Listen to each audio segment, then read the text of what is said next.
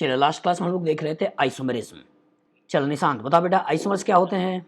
जब सर दो या दो से अधिक कंपाउंड का सर मॉलिक्यूलर फॉर्मूला सेम हो but physical and chemical property sir same ना हो तो हाँ, इस कंपाउंड का आइसोमर कहते हैं। वेरी गुड, इस तरह कंपाउंड को आइसोमर बोलते हैं और इस फिनोमिना को आइसोमेरिज्म बोलते हैं। एकदम सही है।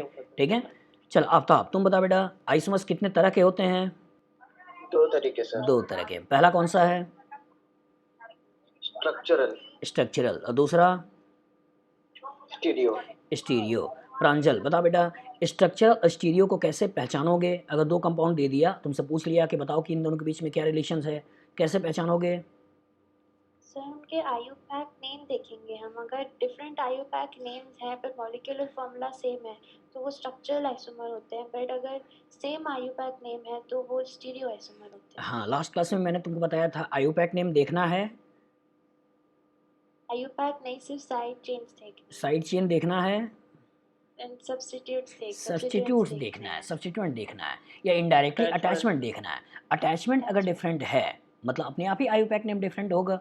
ठीक है। अटैचमेंट सेम है मतलब आईयूपैक नेम सेम होगा। ठीक है।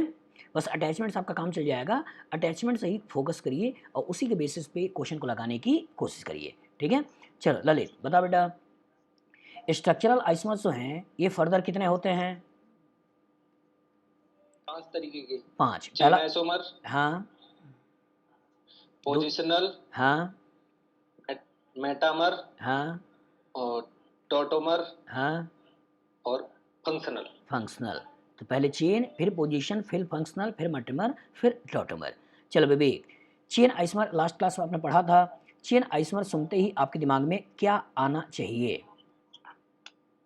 सर वो मेन चेन में डिफर करने चाहिए और साइड चेन में और नहीं या। ठीक है। चलो चेन आइसोमर सुनते ही आपके दिमाग में क्या आना चाहिए। Differ in main chain, differ in main chain और साइड चेन। आपका केवल और केवल काम इतने से ही चल जाएगा। अगर चेन आइसोमर बात कर रहा है तो आपके दिमाग में तुरंत आना चाहिए डिफर इन मेन चेन या साइड चेन।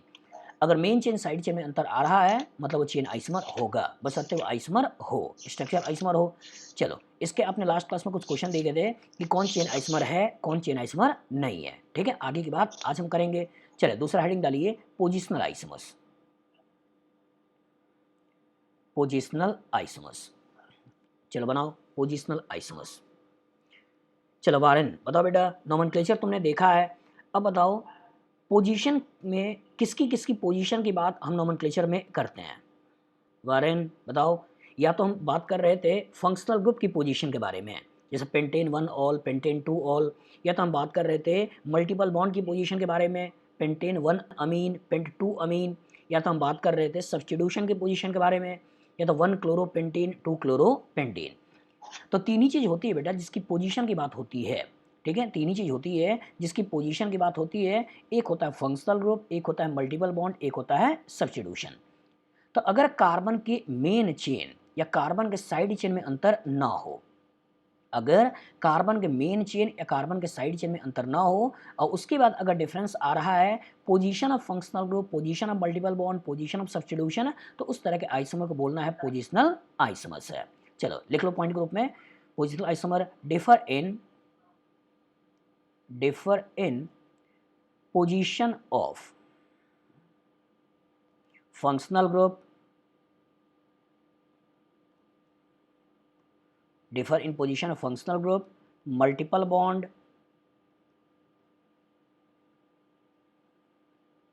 और substituent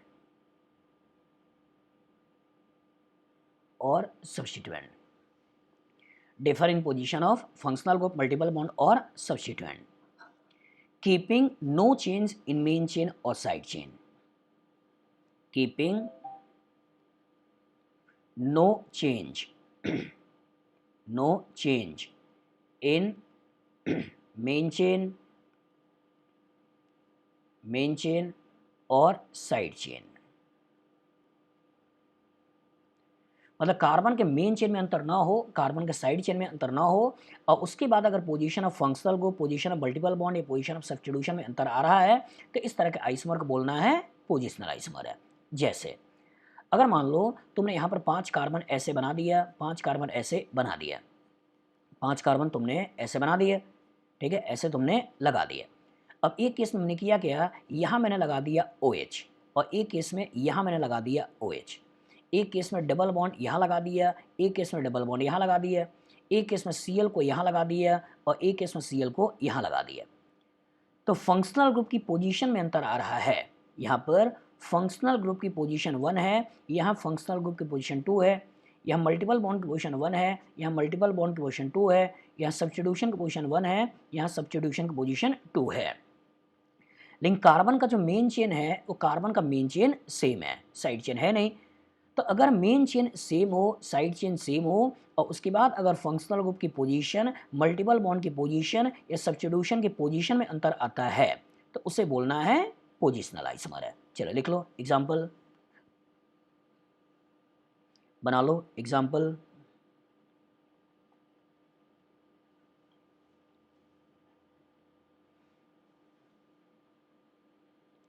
कौस्तुभ बना लोगे बेटा, कौस्तुभ?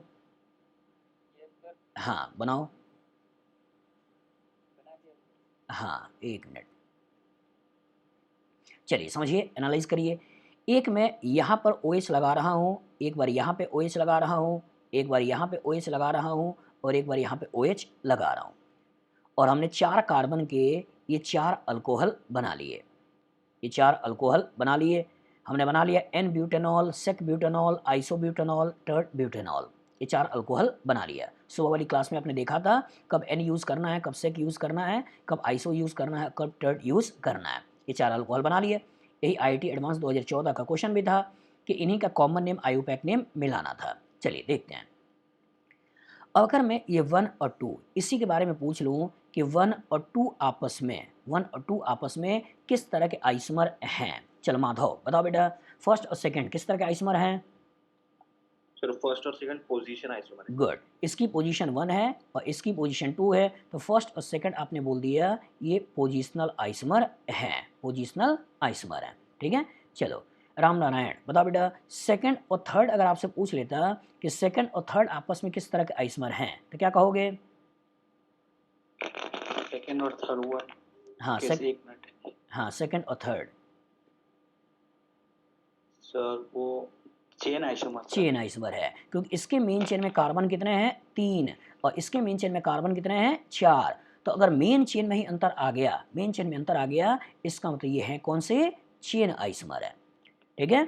चलो बताओ आफ्ताब, बोलो बेटा, अगर ये थर्ड की बात करते हैं, अगर ये फोर्थ की बात करते हैं तो ये आपस में किस तरह के आइसोमर हैं? आप पोजिशनल। इसमें देखो 3 कार्बन के मेन चेन, 3 कार्बन के मेन चेन, 2 पे मिथाइल, 2 पे मिथाइल, यहाँ OH की पोजीशन 1 है, यहाँ OH की पोजीशन 2 है, OH की पोजीशन 2 है। तो मेन चेन में अंतर है नहीं, साइड चेन अंतर है नहीं, फंक्शनल ग्रुप की पोजीशन बदल गई और अगर पोजीशन बदल गई तो आपस में पोजिशनल आइसोमर्स हो गए, पोजिशनल आइसोमर्स हो गए। अगर आपसे पूछा जाए first and third, first and third, Lalit बताओ बेटा ये आपस में किस तरह का आइसोमर हैं? फर्स्ट और थर्ड, ललित बोलो किस तरह का आइसोमर हैं?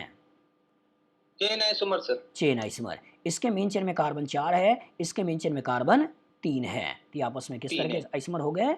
Chain isomer. बना लो, लिख लो। तो ऐसी होती है मेरी लाइव क्लासेस।